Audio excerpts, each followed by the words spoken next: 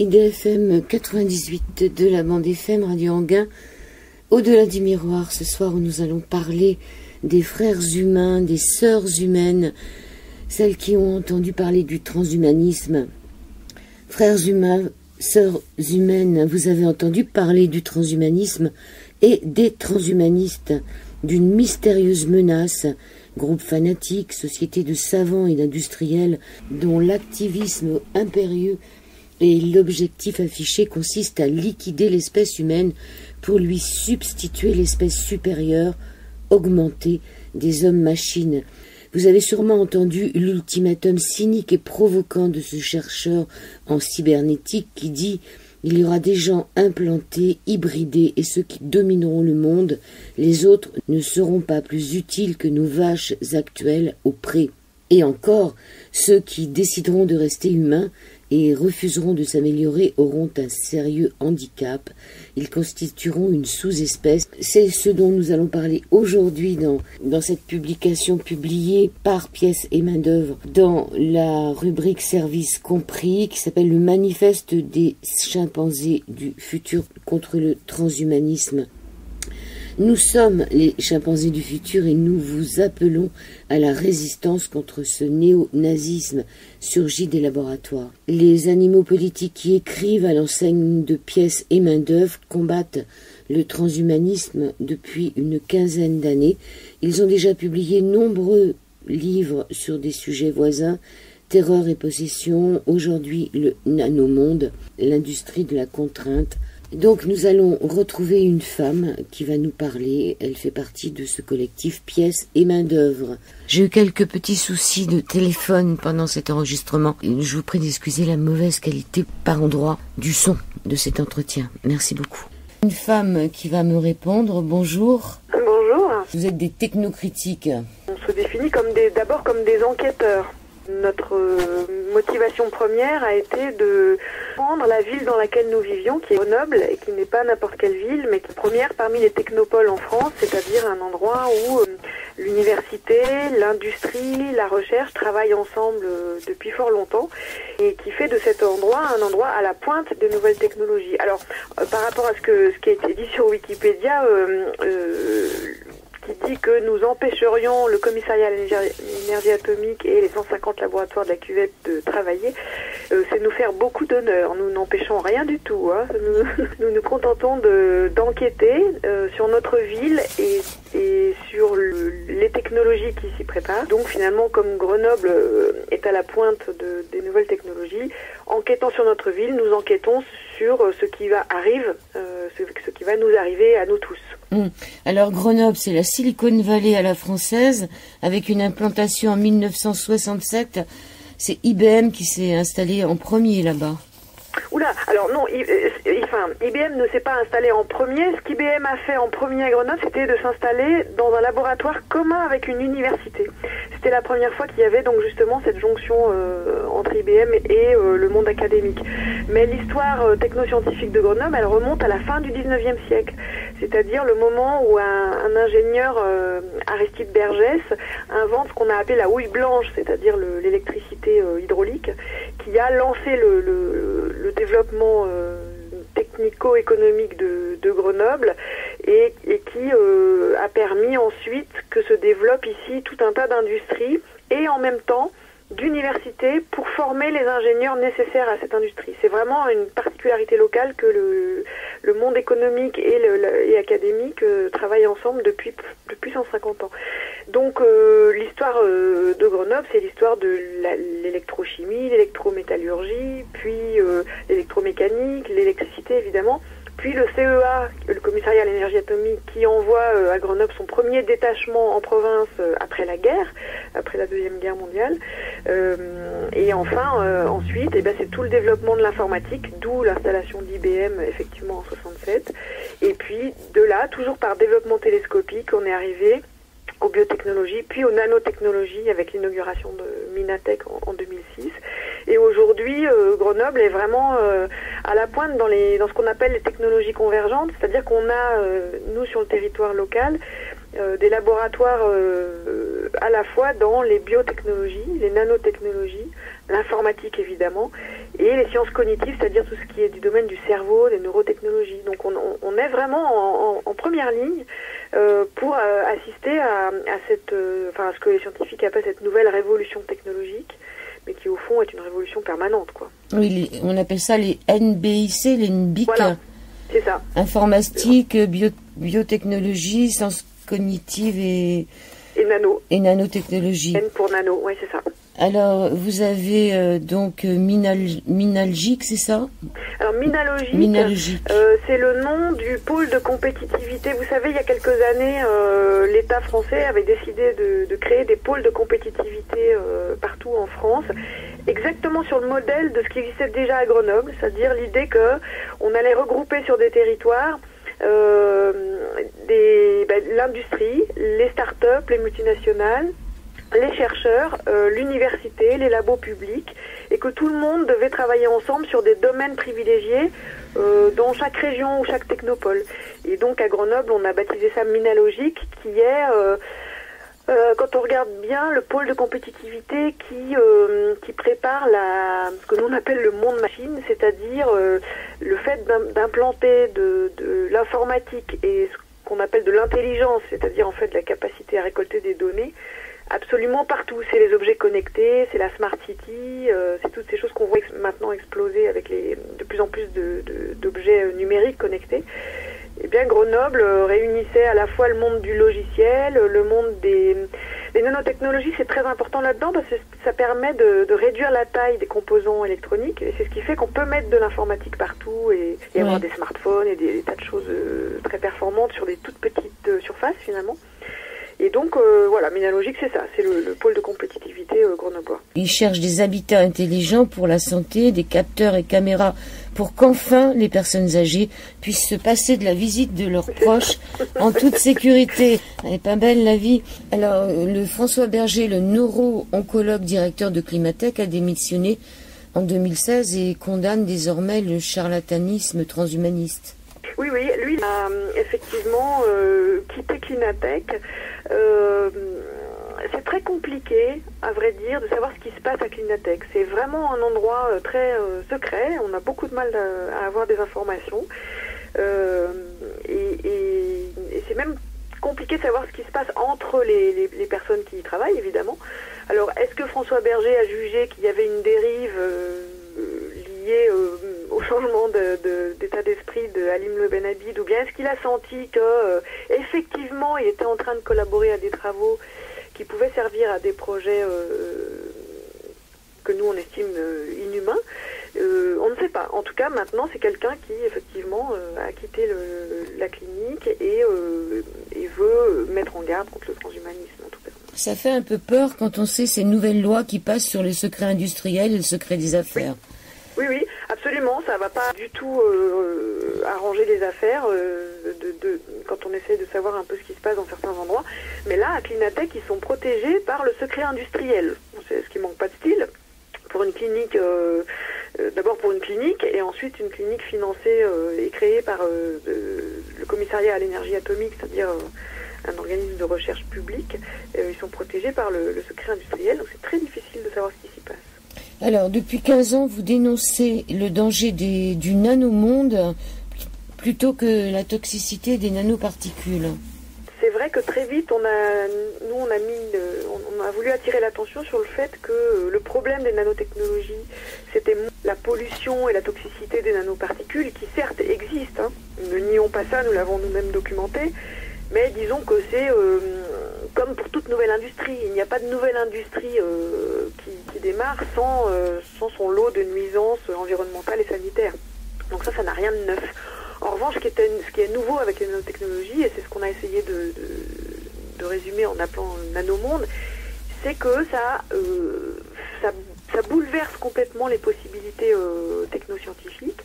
Et c'était pour nous, notamment, le fait que ça donnait des outils à la possibilité de réaliser le projet transhumaniste d'homme augmenté. Et quand on disait ça, nous, il y a 15 ans, c'était difficile de se faire entendre.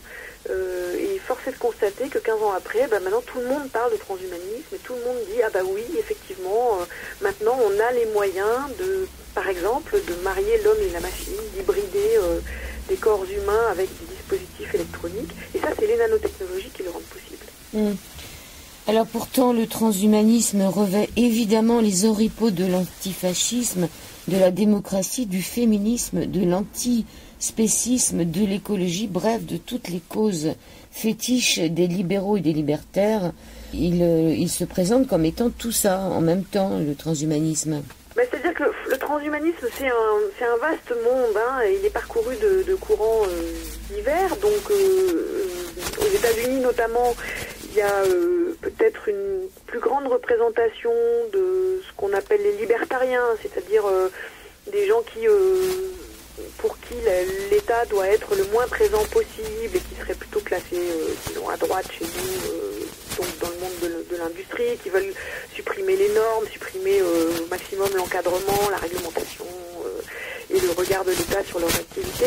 Mais il y a aussi tout un courant de gauche aux États-Unis et en France. Les transhumanistes français réunis dans l'association française transhumaniste se réclament de gauche, et en effet tous ces courants-là effectivement épousent les discours de gauche et sur toute la liste que vous avez énumérée, en disant mais que leur projet est tout à fait compatible avec des ambitions écologistes, féministes et tout un tas de courants disons progressistes.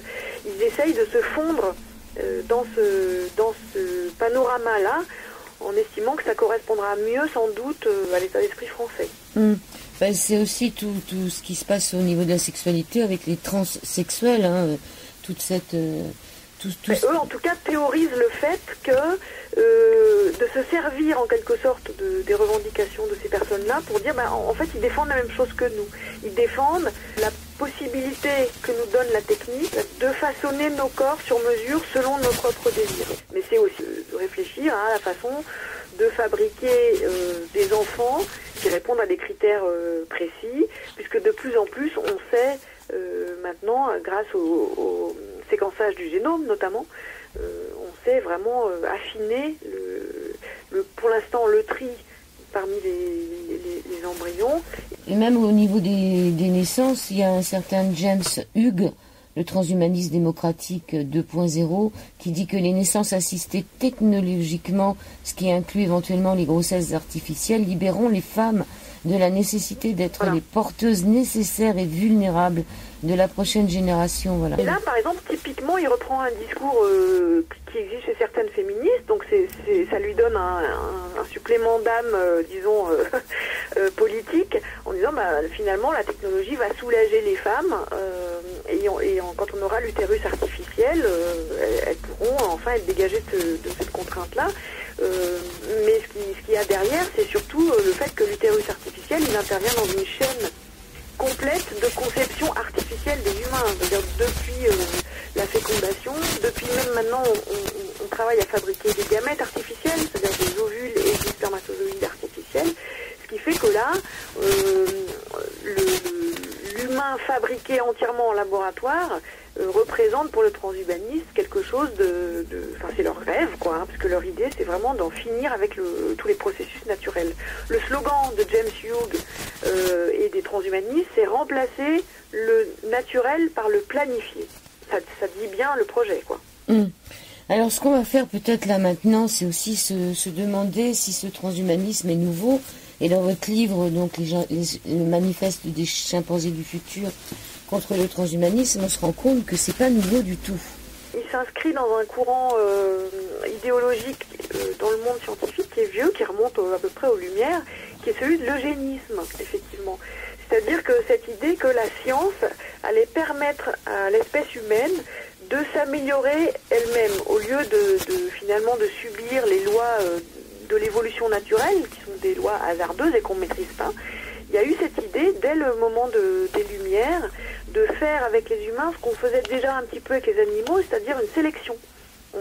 Déjà à l'époque, on faisait de la sélection animale, et les scientifiques ont commencé à dire, mais au fond, on pourrait aussi améliorer l'espèce humaine en triant, en faisant de la sélection. Et donc, alors, ce courant eugéniste, il a évidemment, pendant longtemps, il est resté théorique, puisqu'on n'avait pas bien les moyens de le mettre en pratique.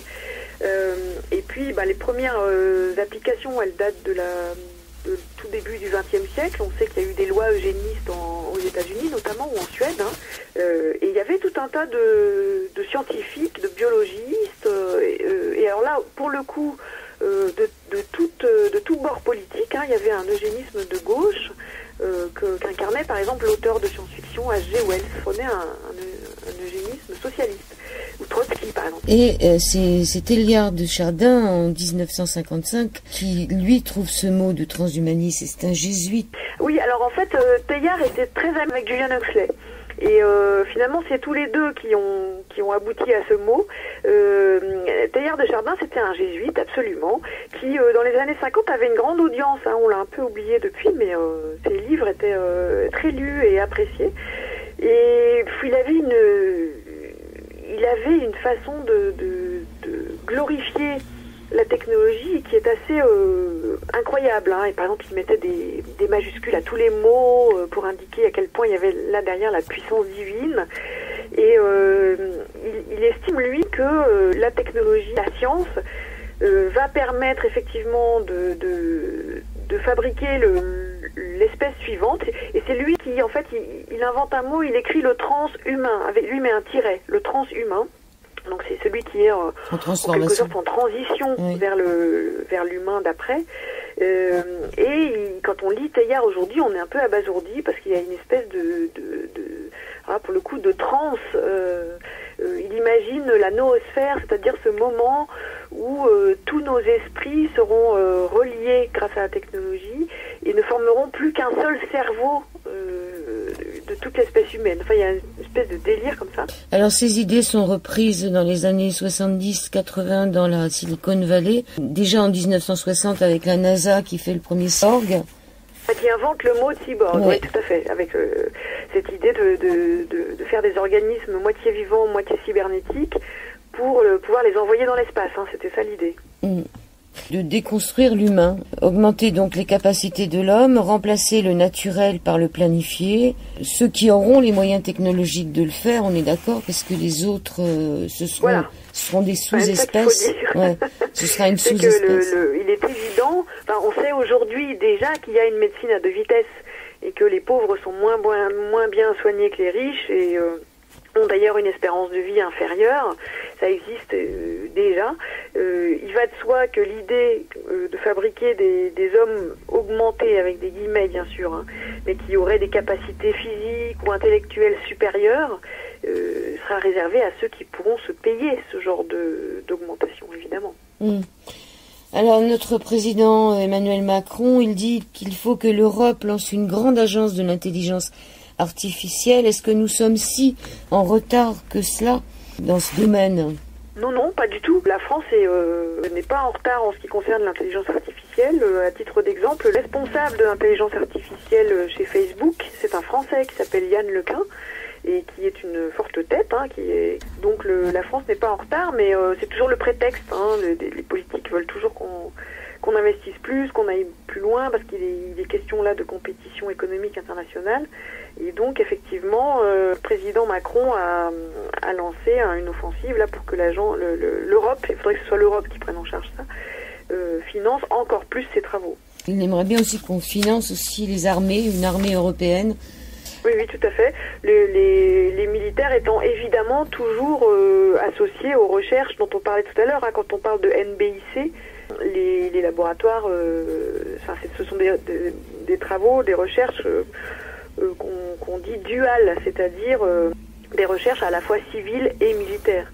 Et les militaires sont très impliqués, notamment dans la recherche de solutions pour le soldat augmenté, par exemple, donc qui est maintenant bardé de tout un tas de dispositifs technologiques qui augmentent sa puissance sur le champ de bataille. À la fin de votre livre, il y a tout un tas de citations et de passages dans des livres.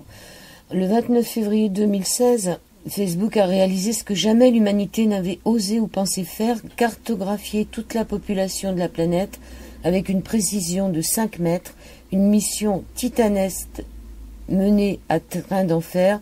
En 15 jours, la machine Facebook est parvenu à cartographier 14% de la surface émergée de la planète et y a positionné plus de 2 milliards d'humains avec une précision diabolique. À votre avis, qu'est-ce qu'ils vont en faire de ça?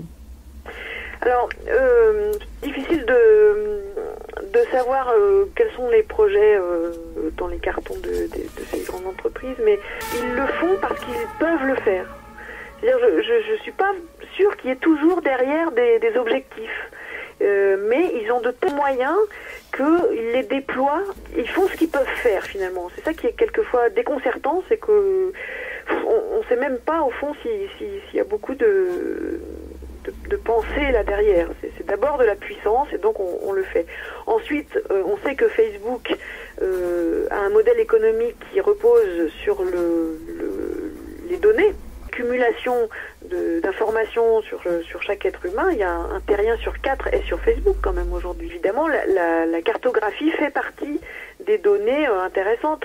On sait qu'il y a des boîtes de data marketing notamment qui vendent nos données personnelles aux annonceurs qui ensuite ont envie de nous cibler pour nous vendre des produits ou des offres ou des publicités, que la géolocalisation est un facteur supplémentaire. C'est-à-dire quand on voit que Google a aussi photographié la Terre entière sans nous demander notre avis, on peut aller se balader chez les gens, regarder un peu si une maison a été transformée. Enfin, c'est pas uniquement cartographié, c'est remis à jour sans arrêt. Tout à fait. L'idée, c'est de cibler au plus juste et que ça corresponde à votre situation au moment T. Et voilà, enfin, c'est assez diabolique. Hein. C'est vrai qu'il y a cette idée qu'on est pris dans un filet électronique de plus en plus serré. Qui serviront les robots seront plus petits, hein, Perrier. Alors, ça fait partie, effectivement, c'est vrai que c'est surprenant avec le transhumanisme parce qu'il y a toujours un catalogue d'idées de recherche menées, qui nous laisse parfois un peu perplexes. Ils présentent ça comme une solution écologique. L'idée que si on fabriquait des humains, alors ils ont fait des calculs, hein, c'est des scientifiques, si on fabriquait des humains de 15 cm plus petits que ceux d'aujourd'hui, on pourrait économiser en termes de métabolisme, puisque ça consommerait moins, ça rejetterait moins, et donc ça aurait besoin de moins de ressources. C'est vrai que ce qu'il faut dire, c'est que derrière l'idée, le projet transhumaniste, c'est l'idée d'une sécession, c'est-à-dire c'est l'idée que ceux qui ont les moyens et qui ont l'envie de devenir des surhommes, enfin des hommes augmentés, avec des capacités supérieures, avec la possibilité d'avoir une mémoire augmentée, une vision nocturne, tout un tas de facultés nouvelles, ils formeront une espèce supérieure, et puis ceux qui ne le feront pas, soit par manque de moyens, soit parce que simplement ils veulent rester des humains, ils feront une espèce inférieure, et c'est d'ailleurs ce qu'ils disent, et c'est pour ça qu'on a repris ce terme de chimpanzé du futur, mais c'est Kevin Warwick, un transhumaniste cybernéticien anglais, qui l'a dit sans phare, en disant ceux qui ne le feront pas, simplement ils seront une sous-espèce et ils seront les chimpanzés du futur. Donc il y a bien cette idée qu'il y aura les supérieurs et les inférieurs. Et en général, on sait ce qui arrive aux espèces qu'on considère comme inférieures. Oui, ils sont dans des zoos et il n'en reste plus beaucoup. Et en général, c'est pas une vie très agréable et elle dure pas très longtemps. J'étais allée à Transvision en 2014 et il n'y a pas que le fait d'accepter pour soi, mais la maman qui va mettre au monde un enfant, si son enfant est un sous-humain, il aura moins de chance. Donc elle n'aura pas d'autre choix que d'essayer de faire un gosse qui soit au même niveau que les autres. Hein. Oui, c'est ça qui est vraiment terrible. À la fois cynique et très violent de la part des transhumanistes. C'est de dire, oui, vous avez le choix, mais si vous le faites pas pour vos enfants, c'est Laurent Alexandre qui dit ça. Effectivement, Laurent Alexandre, c'est moi je l'appelle le haut-parleur transhumanisme en France, mais il dit, ceux qui ne seront pas augmentés, qui n'auront pas une intelligence augmentée, un QI supérieur et des capacités supérieures, ça sera les jardiniers des autres. Voilà, c'est ça, c'est l'expression méprisante qu'il a trouvée. Ce sera les jardiniers des autres, sous-entendu leurs larbins, leurs serviteurs. J'ai reçu son dernier livre, mais il n'a pas accepté que je fasse un interview avec lui. Ah, mais il est très occupé. C'est dommage pour lui. Alors, on a le choix donc entre rester des humains d'origine animale ou des non-humains d'avenir machinal. C'est un peu la façon dont on résume, nous, maintenant, la ligne de front. C'est-à-dire que quand on regarde ce qui modifie vraiment le monde, ce qui modifie le plus nos vies, nos rapports humains, nos rapports sociaux, l'organisation de nos vies, c'est plus les partis politiques, hein, c'est vraiment la technologie qui est à l'œuvre dans les modifications les plus essentielles de nos vies. Et donc vouloir distinguer encore entre droite, gauche, ça nous paraît de moins en moins pertinent. Et finalement, on s'est dit, qu'est-ce qui peut résumer au mieux la situation, devant quelle alternative sommes-nous placés, et quelle est la ligne de partage aujourd'hui. C'est celle-là, c'est entre les humains d'origine animale, ceux qui veulent rester encore ancrés dans cette histoire naturelle, et les inhumains d'avenir machinal, ceux qui ont envie de rompre complètement avec cette histoire naturelle pour se projeter dans un futur entièrement maîtrisé, machiné, par l'hybridation avec leurs machines. Et pourtant, Erasme disait qu'on ne naît pas homme, mais on le devient, alors que maintenant, les transhumanistes disent que l'homme est fini, quoi. Il est à bout de souffle, donc il faut changer tout ça. Il y a dans Erasme et dans cet humanisme cette idée que l'homme devient véritablement homme au contact des autres hommes. C'est ça son idée, c'est que le petit homme quand il naît, il n'est pas bien fini de toute façon, c'est un mammifère indiscutablement, et il va devenir humain dans la société des hommes. Et c'est pour ça que Aristote parle de l'homme comme un animal politique, un animal social. Tout ça, en fait, intéresse fort peu les transhumanistes, chez qui il y a vraiment une haine du naturel, il y a une haine du corps évidente. Dans leur texte, ils parlent du corps comme de la viande, ou comme d'une gelée, ou comme quelque chose vraiment d'assez répugnant. Il y a un dégoût de l'organique, je pense, chez eux. Et ils ont peut-être d'empathie pour des robots de métal que pour leurs congénères humains. Ils disent aussi que nous avons tellement transformé le monde que maintenant nous devons nous adapter. Nous devons nous y adapter à ce monde. C'est Norbert Wiener qui disait ça. Donc Norbert Wiener, c'est le père de la cybernétique après-guerre, et qui disait ça effectivement après la guerre et après les explosions des premières bombes atomiques. Il y a une forme de cynisme aussi là-dedans, qui est terrible, c'est-à-dire il ne nous est pas laissé le choix. Nous sommes obligés de nous adapter. Et le problème, c'est qui décide au fond dans tout ça. On en revient toujours à cette question, c'est-à-dire quand il dit nous avons transformé le monde, attendez, qui a transformé le monde? C'est pas tout le monde, c'est certains, ceux qui avaient les moyens de le faire, les maîtres des machines. C'est pas l'humanité entière qui a décidé d'entrer dans l'ère nucléaire, c'est certain, ceux qui avaient le pouvoir de le faire.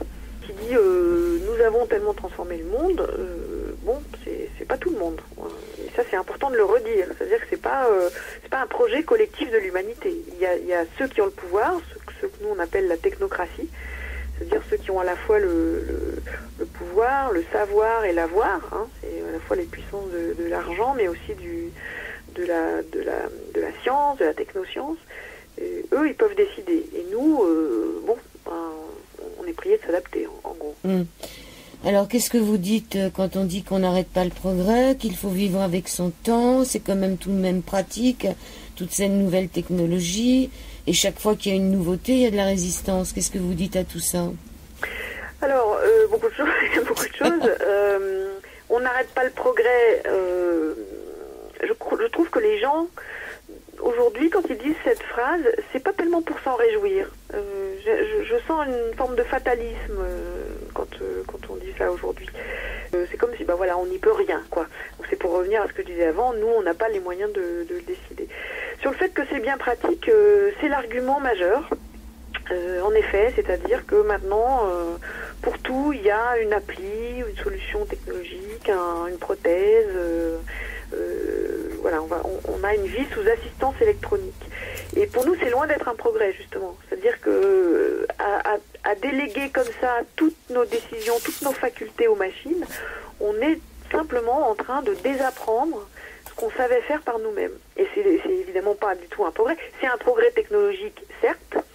C'est un regret, c'est-à-dire l'inverse, pour les humains. C'est évidemment au détriment des capacités humaines.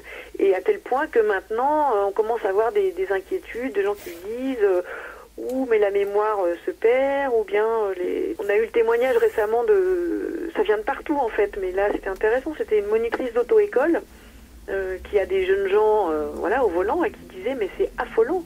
Non seulement ils sont pas capables de se repérer dans l'espace s'ils n'ont pas de GPS, mais ça va bien plus loin, c'est-à-dire qu'ils n'arrivent même pas à faire vite fait de tête une multiplication pour calculer la vitesse de la distance de freinage avec la voiture qui précède. Ils sont perdus s'ils n'ont pas un smartphone ou un écran à portée de main. Donc on voit bien que du point de vue des facultés humaines, il y a plutôt une régression. Je trouve pas ça du tout réjouissant de me dire qu'il va falloir tout le temps être attaché à sa prothèse pour résoudre les problèmes du quotidien. Au contraire, je trouve que c'est plutôt humiliant, moi je trouve. Oui, même le QI a baissé, on le sait.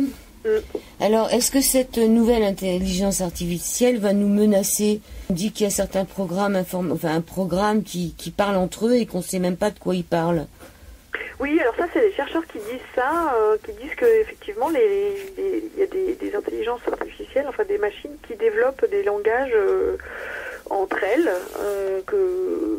qui ne savent pas décrypter, mais peu importe, parce que au final, la commande est exécutée. C'est ça qui compte pour eux. C'est-à-dire, on demande à la machine de faire quelque chose, elle le fait. Bon, ben voilà, on s'inquiète pas de comment elle s'y prend. Est-ce que les machines vont nous dépasser? C'est difficile à dire. Personne n'en sait rien, à mon avis. Quelqu'un comme Ray Kurzweil, un transhumaniste américain de longue date et qui est maintenant en charge de programmes de recherche de pointe chez Google, lui, il a théorisé cette idée sous le nom de la singularité. Il dit la singularité, c'est le moment où les machines seront plus intelligentes que les humains. Et comme c'est quelqu'un qui aime bien faire des prophéties, il date ce moment à 2045. Bon. Et donc l'argument, c'est de dire, si les machines deviennent de plus en plus intelligentes, notre seule façon pour rester à niveau, en quelque sorte, pour pas se laisser dépasser, c'est de nous augmenter nous-mêmes. C'est de devenir nous-mêmes des machines intelligentes.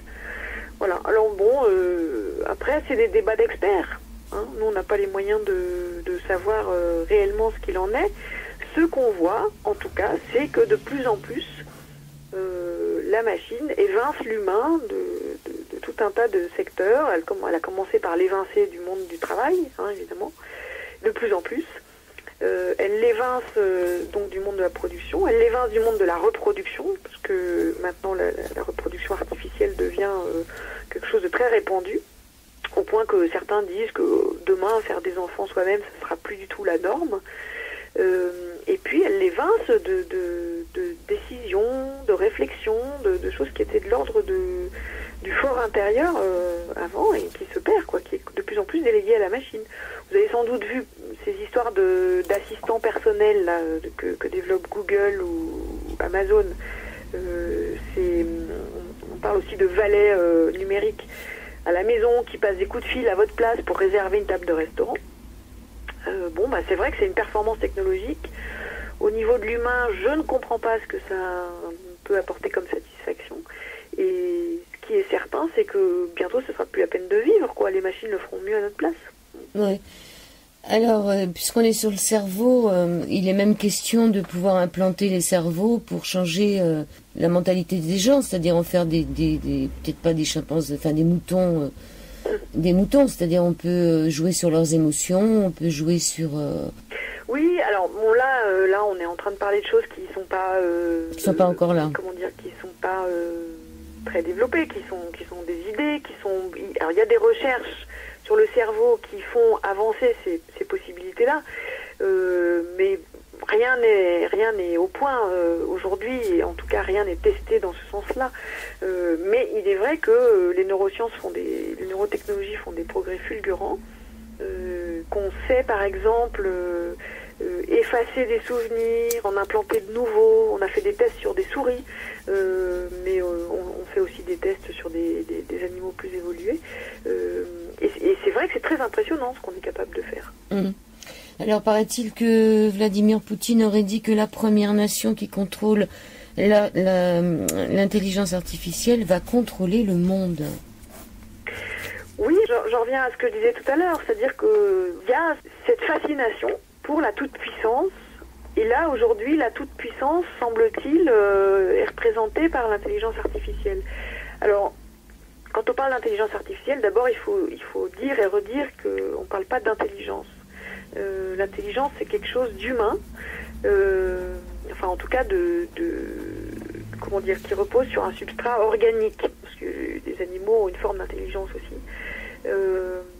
C'est-à-dire que l'intelligence, elle n'est pas dissociable du vécu sensible. Nos sens, avec notre perception du monde, c'est-à-dire avec un lien sensible. Et c'est très complexe, c'est quelque chose, d'ailleurs dont on ne sait pas, à mon avis, on ne sait pas grand-chose en vérité. Et on confond intelligence et capacité de calcul quand on parle d'intelligence artificielle. Bon, première chose. Mais il est vrai que la capacité de calcul des machines devient phénoménale. Et donc, ça les rend de plus en plus capables de nous remplacer dans un tas d'opérations. Voilà. Est-ce qu'elles le font avec intelligence? Je ne pense pas. Ou alors c'est une intelligence malveillante, mais moi je rentre pas dans ces débats-là. Mais il me semble que l'intelligence humaine nous empêcherait plutôt de faire un certain nombre de choses que les machines font. Maintenant, c'est vrai que déléguer aux machines tant et tant de décisions qui concernent nos vies ne paraît pas très intelligent. Mais on parle pas de conscience dans tout ça, hein. C'est-à-dire on parle juste d'un cerveau-machine. Oui. Ah non, il n'est pas question de conscience. Les machines n'ont pas conscience d'elles-mêmes. Quoique, puisqu'elles arrivent à discuter entre elles. Non, elles échangent des informations. Mais oui, mais on leur a rien demandé. Voilà. Alors après, il est possible que l'échange d'informations soit à un niveau tel qu'il entraîne des explorations de calcul qu'on n'avait pas imaginées. Mais de là à dire qu'elles ont une conscience qui leur permet de discuter entre elles, non. Ça, il y a quand même une différence. Alors, qu'est-ce qu'on fait de cette conscience qui finalement reste là? Est-ce que la question que vous vous posez dans votre livre, c'est est-ce qu'on a encore envie de rester humain? Oui, c'est ça. C'est-à-dire que je pense qu'il y a des tendances contradictoires, évidemment, qui traversent l'humanité. D'abord parce que l'humanité, elle est diverse et qu'on n'est pas tous au même niveau. Les choses dont on discute là en ce moment, il y a des tas de populations dans le monde à qui ça paraît... évidemment. Mais bon, ça les concerne aussi dans la mesure où ce qui se fait ici se fait toujours au détriment des gens à l'autre bout de la planète en général. C'est-à-dire qu'on pique leurs ressources naturelles et que, bon, à un moment donné, on vit tous sur la même planète. Donc on peut pas séparer les humains.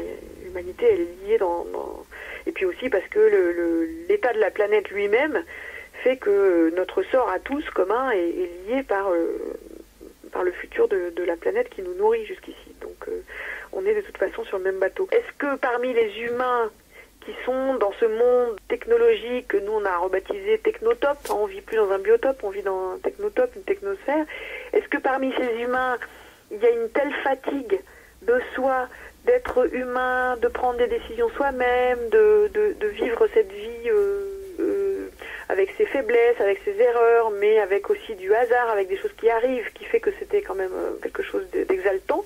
Est-ce qu'ils en ont toujours envie ou pas? Voilà. Et je pense que le fait de déléguer toujours plus aux machines un tas de choses va dans le sens d'un abandon de soi-même. Mais il n'est pas sûr que cet abandon soit... D'abord, il n'est pas partagé par tous. Hein, il y a des chimpanzés du futur, des gens qui veulent rester des humains, ça c'est sûr. Et puis, c'est pas irréversible, c'est-à-dire qu'il peut y avoir un phénomène à un moment donné peut-être de sursaut, de dégoût, de rejet de ça. Et il y a un mouvement intéressant en ce moment auquel on prend part, donc Pièce et Main-d'œuvre depuis un moment, mais qui est le mouvement de refus des compteurs, capteurs électriques. Les Linky, les Gaspard et tout ça, oui. Et il est intéressant ce mouvement parce que d'abord il est spontané. Il n'est pas du tout téléguidé, il n'est pas piloté, il n'y a pas une direction centrale, il est totalement spontané. Et pour une grande part, il exprime un ras-le-bol du tout numérique et de la société connectée. Et du fichage, Connaissance de cause, c'est-à-dire de gens qui vivent ça dans leur quotidien, que ce soit dans leur métier ou dans le monde autour d'eux, et qui commencent à trouver que ça fait beaucoup. Que d'avoir des machines qui nous pilotent à tout point de vue, c'était pas ça l'idée qu'on se faisait d'une vie bonne. Voilà. Donc il y a une conscience. La question, c'est à quelle vitesse progresse la conscience et à quelle vitesse progresse en face la catastrophe ou les dangers qui nous menacent. Il y a une course de vitesse entre les deux. Troisième partie de cet Au-delà du miroir sur l'antenne d'IDFM, sur le 98 de la bande FM, et nous continuons à parler de ce manifeste des chimpanzés du futur contre le transhumanisme avec une femme de pièce et main-d'œuvre. Oui, c'est vraiment une lutte contre la nature et le naturel. Il y avait Luc Ferry qui disait que la nature reste quand même largement l'ennemi de l'humanité. Ça, cette phrase, elle me bouleverse. Je sais pas, Luc Ferry, il a un problème avec la nature. Bon. Mais regardez ce qu'on en a fait de la nature. Mais il n'est pas le seul, hein. Il n'est pas le seul. On vit une époque où les ennemis de la nature sont nombreux et dans des domaines, enfin dans des secteurs de la société très différents. Il n'y a pas que les transhumanistes qui soient les ennemis de la nature. Il y a aussi tout le courant philosophique postmoderne qui nous explique que nous, êtres humains, nous ne sommes que du construit, que du social, qu'il n'y a pas de nature en nous. Bon, moi ça me laisse perplexe. J'imagine que c'est quand même des gens qui ont une expérience de la vie et du sensible qui doit de temps en temps leur rappeler qu'ils sont aussi une partie de la nature. Mais on voit bien que c'est des postures idéologiques, ça. C'est-à-dire que c'est au fond, si la nature, s'ils n'ont pas de lien avec la nature, il n'y a pas de problème à la détruire. Ce qui est très étonnant, c'est que en 1945, le monde a basculé dans l'ère nucléaire, on est d'accord? Une terre nucléaire qui s'ouvre sur l'éternité, enfin bon, qui peut aussi tuer la planète. Et c'est étrange de penser que l'on nous promet l'immortalité chez ces transhumanismes dans un monde sous l'emprise d'un tel danger. Comment peut-on être immortel dans le monde dans lequel on vit avec ces centrales nucléaires qui risquent de nous péter à la tête à tout moment? Oui, tout à fait. C'est pas le moindre des paradoxes. Mais je crois que les transhumanistes ne vivent pas cette idée de menace nucléaire comme on peut l'apercevoir nous. C'est-à-dire qu'ils ont une confiance absolue dans la maîtrise de la technologie par les techniciens. Pour eux, la solution est toujours technologique. Donc si éventuellement il y a un risque nucléaire, on trouvera une solution technologique. C'est la fuite en avant qui les anime. Et donc eux ne perçoivent pas le danger, ce risque-là. Alors il y a Wells qui disait que l'espèce humaine est en fin de course, que l'esprit n'est plus capable de s'adapter. Nous sommes en retard de 100 ans, oui, sur nos inventions. Est-ce qu'on est en retard? C'est vrai qu'on a du mal à s'adapter. Moi, je vois les vieilles personnes, elles ont du mal avec le fait de tout mettre en ligne sur Internet. Enfin, ça devient fou, quoi. On a du mal même à s'adapter, même si on n'est pas très âgé. Oui, alors ça, c'est pour effectivement, pour le commun des mortels, on est sommé en permanence de se mettre à jour, en quelque sorte, hein, de suivre, de courir derrière la technologie pour s'adapter. Et on n'a pas le choix parce que, maintenant il faut déclarer ses impôts sur Internet, il faut, même si on est chômeur, pour l'emploi, ça se passe sur Internet, et ainsi de suite. Donc il y a une espèce de violence extrême qui est faite aux individus de se plier aux procédures de la machine. Et donc certains sont moins habiles que d'autres pour ça, donc pour eux c'est difficile. Mais je crois que ce que disait Wells aussi, c'est que quand il disait qu'on est en retard sur nos inventions, c'est au niveau de la pensée. C'est-à-dire que on a une accélération des capacités technologiques phénoménales, mais on n'est pas capable de penser réellement ce qui arrive. C'est-à-dire qu'au niveau de la sagesse et de la philosophie, on n'a pas fait de progrès. C'est deux choses qui sont totalement découplées, qui sont différentes, et du coup, finalement, ça n'est pas un progrès. Alors vous dites que les chimpanzés du futur ne débattent pas avec les inhumains, ils les combattent. Nous ne sommes d'accord ni sur les fins, ni sur les moyens. Tous ces innovants qui n'ont que le mot « disruption » à la bouche ne redoutent rien tant qu'une vraie rupture, celle qui en finirait avec l'emballement mortifère de la croissance et de l'innovation, et qui menacerait les intérêts de leur technobase. C'est quoi la disruption? Ah, disruption, c'est un terme, mais si vous écoutez le président Macron, il n'a que ce terme à la bouche aussi. C'est un terme qui a été créé par un Français d'ailleurs.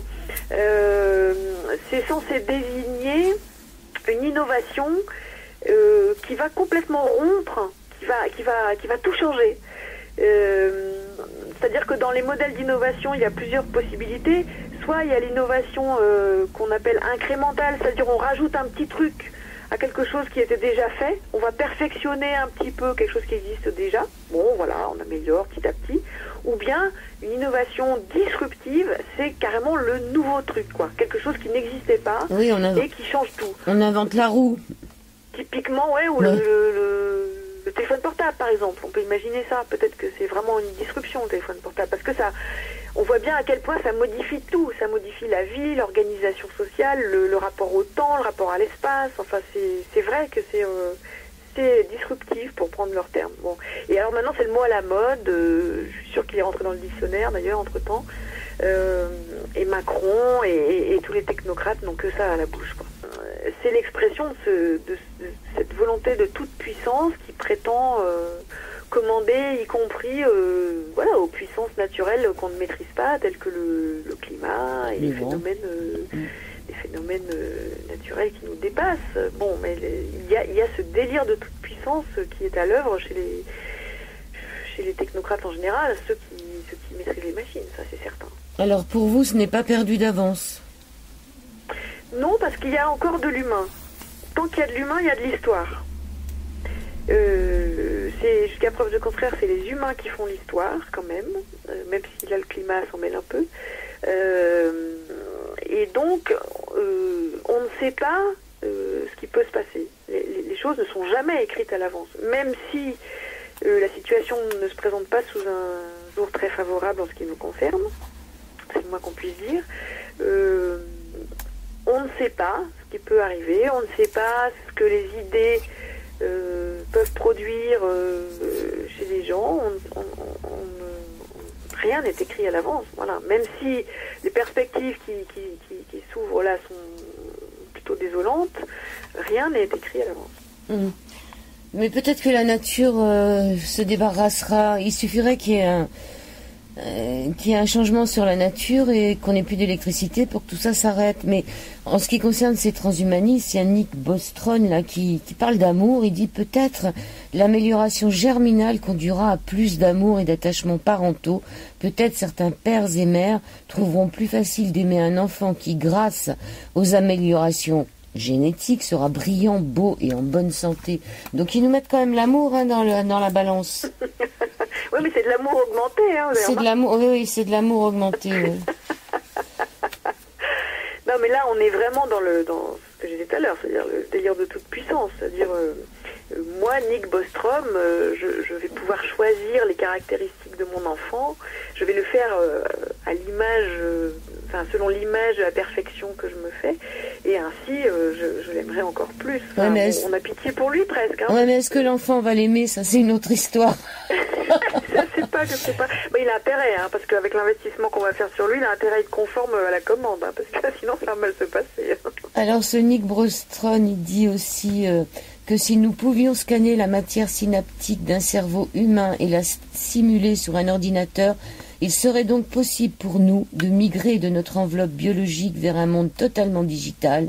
Ceci donnerait une certaine preuve philosophique quant à la nature de la conscience et de l'identité personnelle.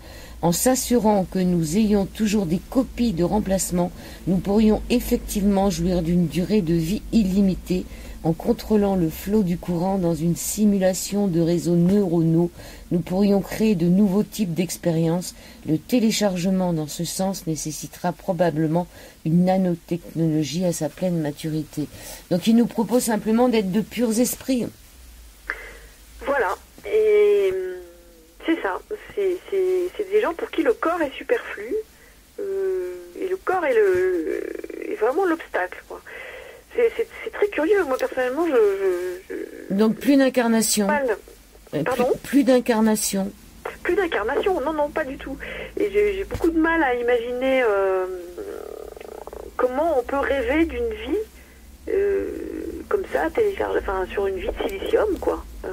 Quel est l'intérêt d'une vie de réseau électronique, voilà, sans corps, sans perception, sans lien physique au monde. Là, on est dans une forme de... On rejoint presque des vieilles traditions religieuses. La gnose, par exemple, enfin, de gens pour qui le charnel, c'était le diable, pour qui la vieille guenille humaine, enfin corporelle, c'était l'incarnation du mal. Là, pour le coup, il y a vraiment une dimension religieuse. Mais il ne faut pas oublier qu'il y aura quand même des chimpanzés du futur, c'est-à-dire ils auront quand même toute une population, ou des nabos, là, la plèbe de nabos qui fera 1m40 pour servir les robots, ou des chimpanzés du futur qui iront se cacher un peu comme les Indiens ou d'Amérique, qui essaieront de survivre dans des contrées. Voilà, c'est ça aussi que ça peut donner, ce monde du futur. Oui, eux, en tout cas, c'est comme ça qu'ils l'envisagent quand ils parlent des chimpanzés du futur. C'est-à-dire, effectivement, c'est une espèce résiduelle, donc qui devra se débrouiller, mais qui n'aura pas beaucoup de chances de survie. En fait, dans le monde transhumaniste des hommes augmentés, il y a un tas de gens qui sont superflus. Si les machines pourvoient à leurs besoins à tout point de vue, mais il y a une partie essentielle de l'humanité qui ne sert plus à rien, au sens où elle n'est pas utile comme main d'œuvre. On commence à le voir déjà. Si elle n'a pas d'argent, qu'elle gagne pas sa vie, elle est insolvable. Donc même comme marché, gens qui consomment, elle n'est pas intéressante. Si en plus elle consomme des ressources naturelles parce qu'elle continue à respirer, à manger, à boire, c'est un problème. Donc elle devient superflue et voire, elle pèse lourd. Et c'est vrai que quand on lit un peu derrière et qu'on lit un peu en profondeur les textes des transhumanistes, on imagine que dans leur esprit, une planète de, mettons, pas 500 millions d'hommes augmentés, vivant en symbiose, en connexion avec leur système machinique, ça leur irait très bien. Oui, il suffirait de couper les arbres, comme ça les chimpanzés ne pourraient pas se cacher. Mais c'est déjà le cas, c'est-à-dire que c'est exactement ça. C'est-à-dire que les espèces animales disparaissent beaucoup par la disparition de leur biotope.